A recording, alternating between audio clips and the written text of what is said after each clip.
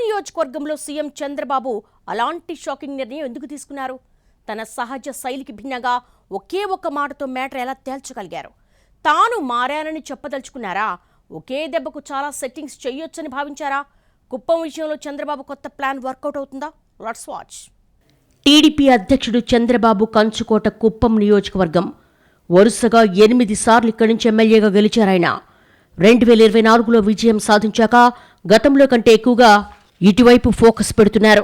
ముఖ్యమంత్రిగా రాష్ట్ర వ్యవహారాల్లో ఎంత బిజీగా ఉన్నప్పటికీ ఎప్పటికప్పుడు కుప్పంపై ప్రత్యేకంగా దృష్టి సారిస్తున్న బాబు తాజాగా పార్టీ శ్రేణులకు ఊహించని షాక్ ఇచ్చారు. నియోజకవర్గ టీడీపీ బాధ్యతల నుంచి ఎమ్మెల్సీ కంచెర్ల శ్రీకాంత్ను తప్పించి ఆ ప్లేస్లో అనంతపురానికి చెందిన శ్రీకాంత్కు అప్పగించడం సంచలనమైంది. తన సుదీర్ఘ రాజకీయ జీవితంలో సొంత నియోజకవర్గ నేతలపై ఇలాంటి కఠిన నిర్ణయం తీసుకోవడం ఇదే మొదటిసారని జిల్లా సీనియర్ నేతలు మాట్లాడుకుంటున్నారు. కుప్పంలో ఏళ్ల తరబడి చక్రం తిప్పారు కొందరు నాయకులు. మనోహర్, మాజీ ఎమ్మెల్సీ శ్రీనివాసులు, పిఎస్ మునిరత్నం లాంటి వాళ్లంతా ఒకప్పుడు చంద్రబాబుకు కళ్ళు చెవులుగా ఉండేవారు. కానీ వీళ్ల తీరు వల్లే స్థానికంగా పార్టీ దెబ్బతిందని, మరీ ముఖ్యంగా వైసీపీ హయాంలో పరిస్థితి బాగా దిగజారిందంటూ కేడర్ నుంచి ఫిర్యాదులు వెల్లువెత్తాయి. ఈ ముగ్గురులో కూడా మనోహర్ మంచి చెడులు చూసుకునేవారు. కానీ కాలక్రమంలో ఆయన వ్యవహార శైలిపై తీవ్ర విమర్శలు రావడం, కార్యకర్తలను దూరం పెట్టడం, అవినీతి ఆరోపణలు వెల్లువెత్తడంతో తప్పించి గత ఎన్నికలకు ముందు ఎమ్మెల్సీ కంచెర్ల శ్రీకాంత్కు బాధ్యతలు అప్పగించారు. కొత్తలో అంత బాగానే నడిచినా ఆ తర్వాత కంచెర్లకు స్థానిక నేతలకు మధ్య వ్యవహారం పూర్తిగా బెడిసి కొట్టిందట. తాజాగా ఓ సమావేశంలో బహిరంగంగానే పరస్పరం విమర్శలు చేసుకునే స్థాయికి గొడవలు వెళ్లడంతో పార్టీ పరువు బజార్న పడిందనే అభిప్రాయం వ్యక్తమైంది. ఈ పరిస్థితుల్లో దిద్దుబాటు చర్యలు తప్పవని గ్రహించిన చంద్రబాబు తక్షణమే నాయకత్వ మార్పులకు శ్రీకారం చుట్టినట్టుగా చెప్పుకుంటున్నారు. విజయవాడలో జరిగిన నియోజకవర్గ కీలక నేతల సమావేశంలో కంచెర్ల శ్రీకాంత్ను ఉద్దేశించి, మీరు కుప్పానికి చాలా సేవ చేశారు, ఇకపై నేనే స్వయంగా అక్కడి వ్యవహారాలు చూసుకుంటాను, మీకు స్టేట్ లెవెల్లో బాధ్యతలిస్తానని సున్నితంగానే చెప్పేశారట బాబు.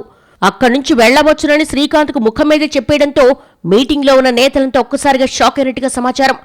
కంచెర్ల శ్రీకాంత్ కూడా వెంటనే ఏం అర్థం కాక మైండ్ బ్లాంక్ అయినంత పని జరిగినప్పటికీ వెంటనే తమాయించుకుని, మీరే నాకు దైవం, మీరేం చెబితే అది చేస్తా అంటూ అధినేతకు నమస్కరించి సమావేశం నుంచి బయటకొచ్చేశారట.